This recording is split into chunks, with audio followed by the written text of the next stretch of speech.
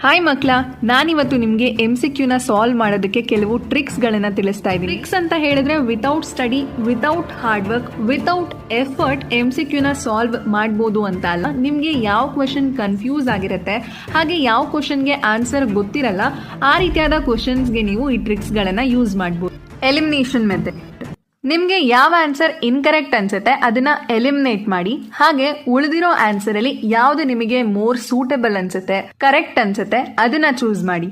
ಈಗ ನಿಮ್ಮ ಹತ್ರ 4 ಆಪ್ಷನ್ಸ್ ಗಳಿದೆ ಅಂತ ಅನ್ಕೊಳ್ಳಿ. ಅದರಲ್ಲಿ ನೀವು 2 ಆಪ್ಷನ್ಸ್ ನ ಎಲಿಮಿನೇಟ್ ಮಾಡಿರಾ, ಇನ್ನ 2 ಆಪ್ಷನ್ಸ್ ಗಳು ಉಳಿಯುತ್ತೆ.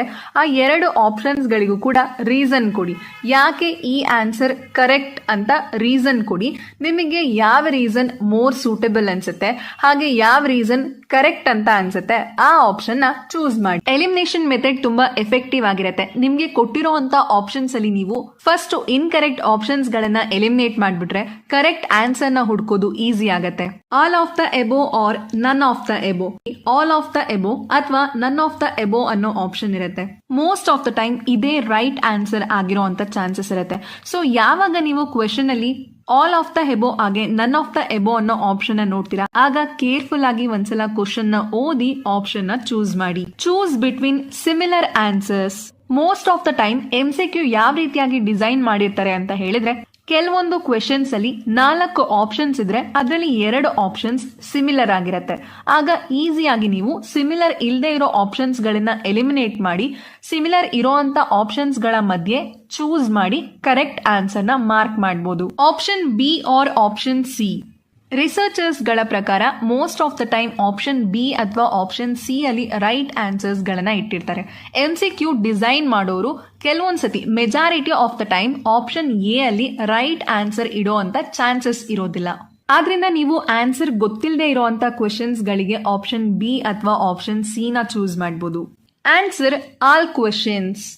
ಎಕ್ಸಾಮ್ ಅಲ್ಲಿ ನೆಗೆಟಿವ್ ಮಾರ್ಕಿಂಗ್ ಇಲ್ಲ ಅಂದ್ರೆ ಆ ತರ ಟೈಮ್ ಅಲ್ಲಿ ಎಲ್ಲಾ ಕ್ವೆಶನ್ಸ್ ಗಳನ್ನು ಕೂಡ ಅಟೆಂಡ್ ಮಾಡಿ. ಯಾವುದೇ ಕ್ವೆಶನ್ಸ್ ಗಳನ್ನ ಖಾಲಿ ಬಿಡಬೇಡಿ. ಬಿಕಾಸ್ ನೀವು ಗೆಸ್ ಅಲ್ಲಿ ಹಾಕಿರೋ ಅಂತ ಆಪ್ಷನ್ ಏನೇ ಕರೆಕ್ಟ್ ಆದ್ರೂ ಆಗ್ಬೋದು. ಆದ್ರಿಂದ ಯಾವುದೇ ಕ್ವೆಶನ್ಸ್ ಗಳನ್ನ ಖಾಲಿ ಬಿಡಬೇಡಿ. Attend easy questions first. ಯಾವಾಗ್ಲೂ ಎಕ್ಸಾಮ್ ಅಲ್ಲಿ ನೀವು ಫಸ್ಟ್ ಈಸಿ ಕ್ವೆಶನ್ಸ್ ಗಳನ್ನ ಅಟೆಂಡ್ ಮಾಡಿ. ಕ್ವೆಶನ್ ಪೇಪರ್ ಅಂತ ಹೇಳಿದ್ರೆ ಈಸಿ, ಮೀಡಿಯಂ ಹಾಗೆ ಹಾರ್ಡ್ ಕ್ವೆಶನ್ಸ್ ಎಲ್ಲದೂ ಕೂಡ ಇದ್ದೇ ಇರತ್ತೆ. ನೀವು ಈಸಿ ಕ್ವೆಶನ್ಸ್ ಗಳನ್ನ ಫಸ್ಟ್ ಸಾಲ್ವ್ ಮಾಡ್ತಾ ಹೋದ್ರೆ ನಿಮ್ಮಲ್ಲಿ ಕಾನ್ಫಿಡೆನ್ಸ್ ಬಿಲ್ಡ್ ಆಗತ್ತೆ. ಆದ್ರಿಂದ ಯಾವಾಗ್ಲೂ ಫಸ್ಟ್ ಈಸಿ ಕ್ವೆಶನ್ಸ್ ಗಳನ್ನ ಅಟೆಂಡ್ ಮಾಡಿ, ಅದಾದ್ಮೇಲೆ ಹಾರ್ಡ್ ಕ್ವೆಶನ್ಸ್ ಗಳನ್ನ ಅಟೆಂಡ್ ಮಾಡಿ.